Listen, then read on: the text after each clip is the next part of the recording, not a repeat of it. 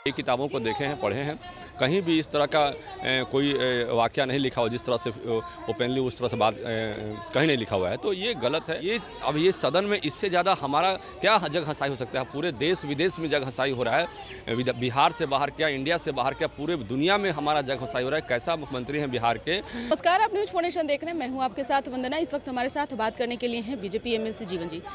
जिस तरह से नीतीश कुमार के बयान को लेकर राजनीति हो रहा है और सफाई दिया जा रहा है महागठबंधन की तरफ से, जदयू के तमाम नेता जो हैं वो बायोलॉजी की किताब लेकर के सदन पहुंचे। देखिए, जो गलती हो गया माननीय मुख्यमंत्री जी से, जो गलती हुआ है उसको झापा झापी नहीं करना चाहिए और उस पर कोई सफाई देने का कोई तुक नहीं है और उसको अब किताब के माध्यम से पूरे बिहार में जनता को प्रचारित नहीं करना चाहिए। हमारा अपना मानना है कि बिहार में जितने भी युवक हैं, युवतियाँ हैं, जितने भी हैं, लड़के लड़कियाँ हैं, उन पर गलत असर पड़ेगा इसका।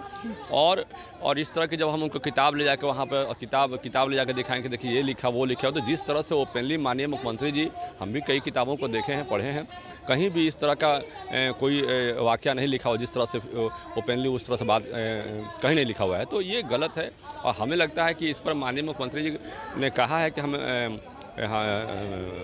हम शर्मिंदा हैं और हमारा तो आग्रह है कि अब उनका जिस ग्रसित बीमारी से वो चल रहे हैं उनको अब इस्तीफ़ा दे देना चाहिए और किसी अति पिछड़े को वो सत्ता सौंप देनी चाहिए। और अशोक चौधरी जी भी एक बड़े नेता हैं, उनको भी इस तरह का काम नहीं करना चाहिए। अब किताब ला के पूरे बिहार के जितने भी, पूरे देश के जितने भी लोग हैं, खासकर जो युवक हैं, युवतियाँ हैं, जितने भी पढ़ने वाले बच्चे हैं, उन पर असर पड़ेगा और उन पर ख़राब असर पड़ेगा उसका। इसलिए इस तरह का वाक़या सदन में नहीं होना चाहिए। हम उनसे भी आग्रह करना चाहते हैं कि इस तरह की बातों को जस्टिफाई करने के लिए किताब में और जो भी चीज़ें हैं, ये नहीं होना चाहिए, कहीं से भी ये जायज़ नहीं है।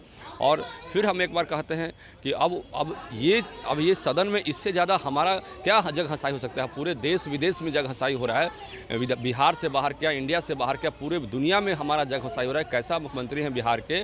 तो इस तरह की वाक़या को देखने को मिल रहा है हम लोग को। हम भी बिहार से बाहर जाएंगे तो हमें भी ये सुनने को मिलेगा कि आपका कैसा मुख्यमंत्री है यार। तो इस तरह की बातों को अब आगे नहीं सुनना पड़े। इससे बढ़िया है कि मुख्यमंत्री जी को अपने ही उन्हीं के पार्टी में, उन्हीं के गठबंधन के लोगों को, महागठबंधन के लोगों को 5 दिन का सेशन लगा कि अखाड़ा बन गया। आप भी मानते इस विषय को? लग रहा है कि जनता के जनहित के मुद्दे उठाए जा रहे हैं। देखिए जनहित के मुद्दे को बिल्कुल हमने वही उठाने का प्रयास किया। आप देखिए कि आरक्षण का जो बरसाई जा रही है, लोगों को मारा पीटा जा रहा है, ये कैसा है? आंगनबाड़ी सेविकाओं के ऊपर इस तरह से बर्बरतापूर्वक जो व्यवहार किया जा रहा है। देखिए, आंगनबाड़ी सेविकाओं के बारे में तो पहले दिन ही हाउस में हम लोग बोले कि भाई जो आंगनबाड़ी सेविका है उनके साथ न्याय होना चाहिए। जो उनको पैसा मिल रहा है, आंगनबाड़ी सेविका को मिल रहा है, आंगनबाड़ी सहायिका को जो पैसा मिल रहा है, उसमें से बहुत सारी राशि दिल्ली से भी मिलता है, उसमें कुछ राशि केंद्र सरकार देती है। तो वो राशि जो है सरकार को बढ़ाना चाहिए और बढ़ा के जो है, अब हम तो ये कहते हैं कि आंगनबाड़ी सेविका और सहायिका का जिस तरह से रोल है, उनको वेतनमान लागू कर देना चाहिए और लाठी बरसाने का जो काम कर रहे हैं, लाठी बरसाने का काम नहीं करना चाहिए, ताकि बिहार में जो है एक पूरा अच्छा माहौल हो।